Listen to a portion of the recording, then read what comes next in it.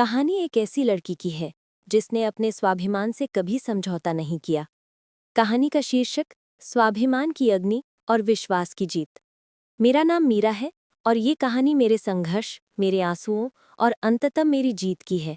मेरी उम्र 26 साल है। मैं एक मध्यम वर्गीय परिवार से ताल्लुक़ रखती हूँ, जहाँ सपने तो बड़े देखे जाते हैं, लेकिन उन्हें पूरा करने के लिए जेब में सिक्के अक्सर कम पड़ जाते हैं। मेरा परिवार एक छोटे से शहर रामपुर के पुराने हिस्से में रहता था। मेरे पिताजी, राघवेंद्र जी, एक सरकारी स्कूल में क्लर्क थे। उनकी ईमानदारी के किस्से पूरे मोहल्ले में मशहूर थे। लेकिन ईमानदारी बैंक बैलेंस नहीं बढ़ाती। ये बात हमें वक्त ने बहुत सख्ती से सिखाई। मेरी माँ, सुमित्रा देवी, एक बहुत ही सरल और गृहिणी महिला थीं, जिन्होंने अपनी पूरी जिंदगी रसोई के धुएं और हमारी परवरिश में खपा दी थी।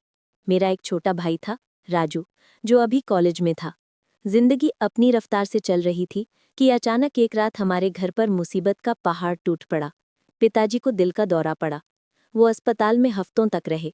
उनकी जान तो बच गई, लेकिन उनके शरीर का दाहिना हिस्सा लकवे, पैरालिसिस का शिकार हो गया। वो अब बिस्तर पर थे और घर चलाने वाला एकमात्र सहारा अब खुद दूसरों के सहारे का मोहताज हो गया था। पिताजी के इलाज में हमारी सारी जमा पूंजी खर्च हो गई थी। यहाँ तक कि माँ के कुछ गहने भी बिक गए थे। घर में खाने के लाले पड़ने लगे थे। मैं उस समय एमए कर रही थी। घर के हालात देखकर मैंने अपनी पढ़ाई बीच में ही छोड़ने और घर की जिम्मेदारी अपने कंधों पर लेने का फैसला किया। रिश्तेदारों का असली चेहरा मुसीबत में ही सामने आता है। हमारे एक दूर के मामा किशन लाल, जो शहर के एक रसूखदार व्यापारी थे, मदद के नाम पर आगे आए। उन्होंने पिताजी के इलाज के लिए कुछ पैसे दिए थे, लेकिन बदले में उन्होंने हमारे पुश्तैनी मकान के कागजात अपने पास गिरवी रखवा लिए थे। उनकी नज़र हमेशा से हमारे घर पर थी, जो शहर के मुख्य बाजार के नज़दीक था। किशन मामा ने साफ कह दिया था, मीरा, अगर 6 महीने में पैसे नहीं लौटाए तो ये घर मेरा हो जाएगा और तुम्हें खाली करना पड़ेगा। ये मेरे लिए एक चुनौती थी। मुझे 6 महीने में ना केवल घर चलाना था, बल्कि मामा का कर्ज भी चुकाना था। मैंने नौकरी की तलाश शुरू कर दी। मैं पढ़ी लिखी थी। हिंदी और अंग्रेजी दोनों भाषाओं पर मेरी अच्छी पकड़ थी। लेकिन छोटे शहर में लड़कियों के लिए सम्मानजनक नौकरी मिलना आसान नहीं था। मैंने कई जगह इंटरव्यू दिए, लेकिन हर जगह या तो वेतन बहुत कम था या फिर माहौल ठीक नहीं था। काफ़ी भागदौड़ के बाद मुझे शहर के एक बड़े इम्पोर्ट एक्सपोर्ट हाउस में फ्रंट डेस्क एग्जीक्यूटिव की नौकरी मिली।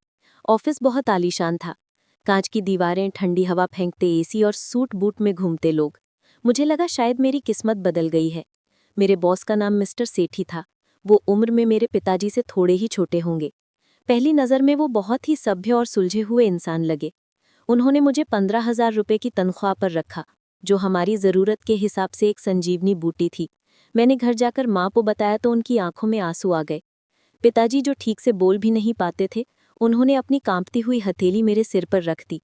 मुझे लगा कि अब सब ठीक हो जाएगा। मैं पूरी मेहनत और लगन से काम करने लगी। मैं ऑफिस में सबसे पहले आती और सबसे बाद में जाती।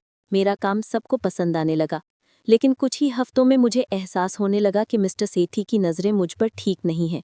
वो अक्सर मुझे अपने केबिन में बेवजह बुलाते, कभी फाइलों के बहाने तो कभी डिक्टेशन के बहाने। वो बात करते वक्त मेरी आंखों में नहीं, बल्कि मेरे कपड़ों को घूरते थे। उनकी बातों में द्विअर्थी, डबल मीनिंग छिपे होते थे। मुझे बहुत असहज महसूस होता था, लेकिन घर की ज़रूरतें और मामा का कर्ज मुझे खामोश रहने पर मजबूर करता था। मैं खुद को समझाती कि शायद मेरा वहम है। एक दिन ऑफिस में एनुअल पार्टी थी। सभी कर्मचारी वहां मौजूद थे। मिस्टर सेठी ने मुझे बुलाया और कहा, मीरा, तुम बहुत मेहनती हो। मैं तुम्हें प्रमोशन देने के बारे में सोच रहा हूँ। अगर तुम थोड़ा स्मार्ट बन जाओ और मेरे साथ तालमेल बिठा लो तो तुम्हारी सैलरी दोगुनी हो सकती है। उनका इशारा साफ था। मेरे अंदर का स्वाभिमान कुलबुलाने लगा, लेकिन मैंने नम्रता से बात टाल दी। कहानी में नया मोड़ तब आया जब कंपनी का एक बड़ा क्लाइंट विक्रम सिंह हमारे ऑफिस आया। विक्रम एक बड़े बिजनेसमैन थे जिनका काम कई शहरों में फैला हुआ था। वो मिस्टर सेठी की कंपनी के साथ एक बड़ी डील करने वाले थे। विक्रम बहुत ही गंभीर और कम बोलने वाले इंसान थे। पहली बार जब वो रिसेप्शन पर आए तो उन्होंने मुझसे पानी मांगा था। उनकी आंखों में एक अलग तरह की गहराई और सम्मान था, जो मैंने मिस्टर सेठी की आंखों में कभी नहीं देखा था। एक शाम मूसलाधार बारिश हो रही थी। ऑफिस में मैं और मिस्टर सेठी अकेले रह गए थे। बाकी सब जा चुके थे। मुझे कुछ ज़रूरी रिपोर्ट्स टाइप करनी थी। मौका पाकर मिस्टर सेठी मेरे पास आए। उन्होंने मेरे कंधे पर हाथ रखा। मैं सिहर उठी और पीछे हट गई।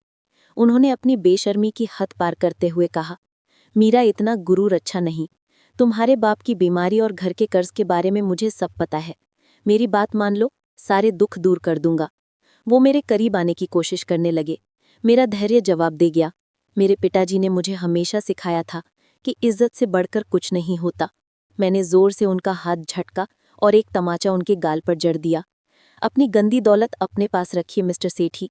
मैं भूखी मर सकती हूँ, लेकिन अपना ज़मीर नहीं बेच सकती, मैंने चिल्लाकर कहा। मिस्टर सेठी को इसकी उम्मीद नहीं थी। वो गुस्से से लाल हो गए और मुझे नौकरी से निकालने और बर्बाद करने की धमकी देने लगे।